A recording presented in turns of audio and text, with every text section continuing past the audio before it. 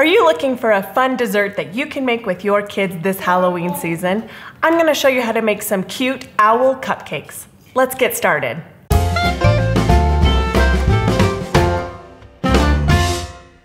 For the cupcakes, use a Devil's Food cake mix because it's richer, darker, and fluffier than regular chocolate cake. Pour that into a bowl. Add 4 eggs, which will help hold the structure and make it richer and better tasting. Add a package of instant chocolate pudding, oil, use boiling water. This helps bloom the cocoa powder, making it more rich in chocolate flavor. And mix all that just until combined. Stir in the sour cream and chocolate chips to make it even more chocolatey. Line a standard muffin tin with paper liners and fill it with batter 3/4 of the way full, giving it room to rise while it bakes. Bake it in an oven at 325 degrees for 15 to 25 minutes or until a toothpick inserted comes out clean. Do not overbake or they can dry out. Let them cool for about 10 minutes and then remove them to a cooling rack.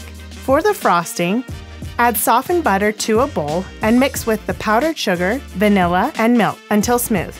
At this point, you have a buttercream frosting and you can add food coloring to make it any color.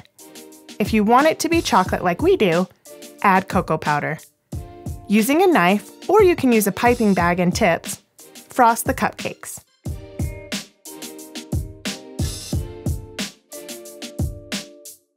To make the owls, you will need double stuffed Oreos and Reese's Pieces. Take an Oreo, remove one side of the cookie, leaving frosting on the other half.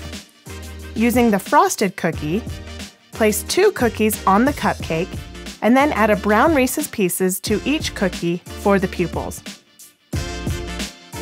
Then place an orange piece in between the cookies for the nose. Continue doing this until all of the cupcakes have been transformed into owls. I think these turned out so cute and my kids are going to love them when they get home from school. Leave me a comment below telling me what is your favorite kind of cupcake. Thank you to those who have subscribed, and if you haven't, hit the button and the bell so together we can strengthen our families through food. We'll see you in the next video.